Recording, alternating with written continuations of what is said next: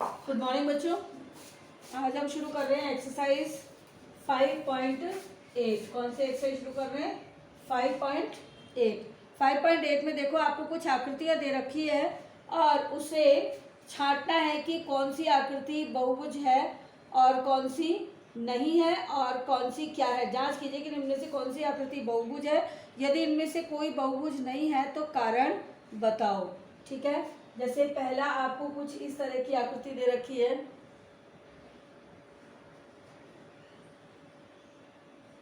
ठीक, तो आपने देखा कि ये बंद नहीं है, इसलिए ये बहुभुज नहीं है। ये क्या है?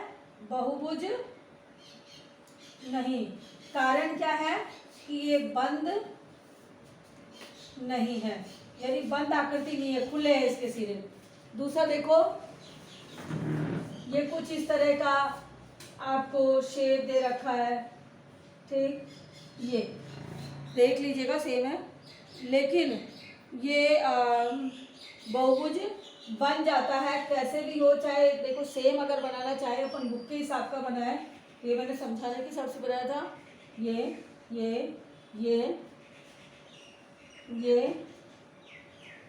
अगला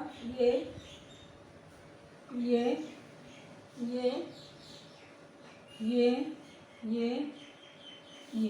अब आप देखो कि ये बहुभुज है क्योंकि रेखाखंडों से मिलकर बना है, लाइनों से मिलकर बना है, और दूसरी बात ये कि बंद है, तो ये बहुभुज है। और बहुभुज कौन सा है? क्योंकि इसमें कितनी भुजाएं हैं गिन लो। 1 2 3 4 5 6 7 8 9 10। लेकिन आप लिख सकते हैं कि बहुभुज है। अगला, ठीक है, लेकिन दूसरा एक सर्कल दे रखा है गोला, तो ये तो बहुभुज हो ही नहीं सकता क्योंकि बहुभुज रेखाखंडों से मिलकर बनता है, तो ये बहुभुज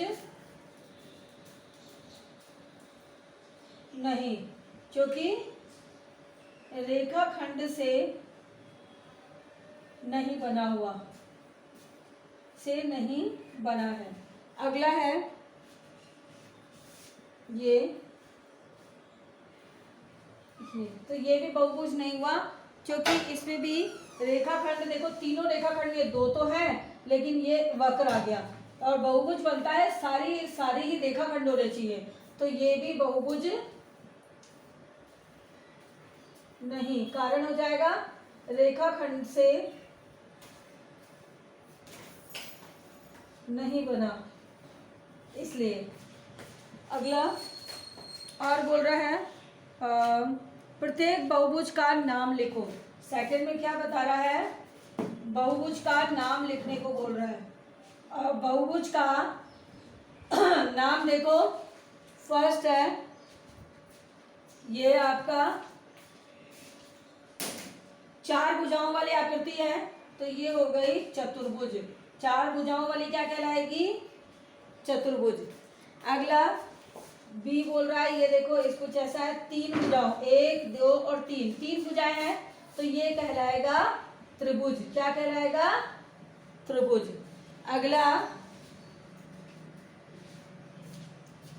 1 2 3 4 5 भुजाएं हैं, तो ये कहलाएगा पंचभुज। क्या कहलाएगा?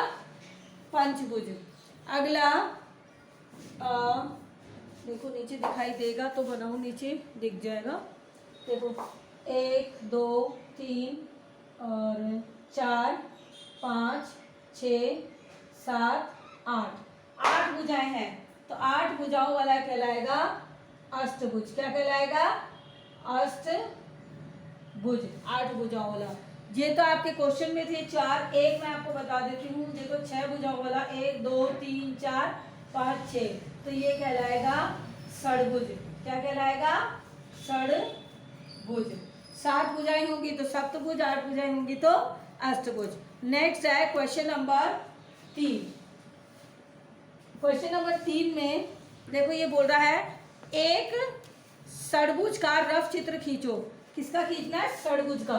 तो हमने खींच दिया षडभुज, 1 2 3 4 5 6, ये खींच दी हमने षडभुज। अब उसके किन्हीं 3 शीर्षों को जोड़कर एक त्रिभुज बनाओ। 3 कोनों को, शीर्ष होता ही है, ये शीर्ष है, ये शीर्ष है, ये शीर्ष है, ये शीर्ष है, ये शीर्ष है और ये शीर्ष है। अब इसके कोई भी 3 शीर्ष से त्रिभुज बना दो।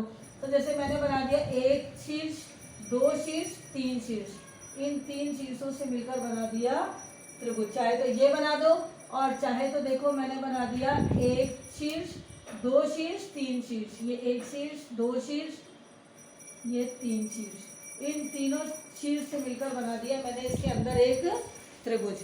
अगला है क्वेश्चन, एक सम अष्टभुज। चौथा क्वेश्चन जो बता रहा है, इससे बोल रहा है एक सम अष्टभुज का चित्र बनाओ। सम अष्टभुज का मतलब है जिसकी सारी भुजाएं समान हो।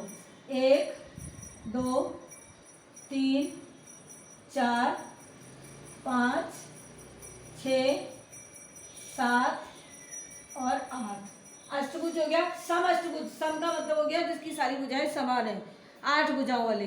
अब बोल रहा है इस अष्टभुज के ठीक 4 शीर्षों को जोड़कर एक आयत खींचो।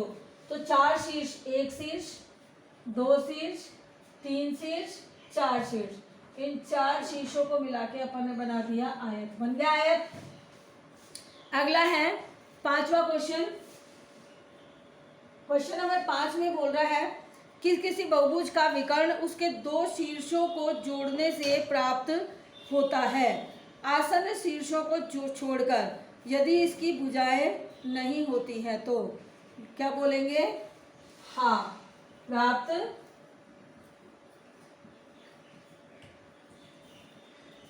होता है। अब इसका बता रखा है इसने, क्या बोला है कि एक पंचभुज का रफ चित्र खींचो और उसका विकर्ण बनाओ। तो पंचभुज का देखो मैंने बनाया, पंचभुज के लिए 1, 2, 3, 4, 5, ये पंचभुज का चित्र बना दिया। अब इसके विकर्ण जो आसन्न को छोड़ के, जो ऊपर वाला एक है ये छोड़ के, तो देखो ये हो गया इसका विकर्ण, एक विकर्ण मैंने खींच दिया, ये भी हो सकता है।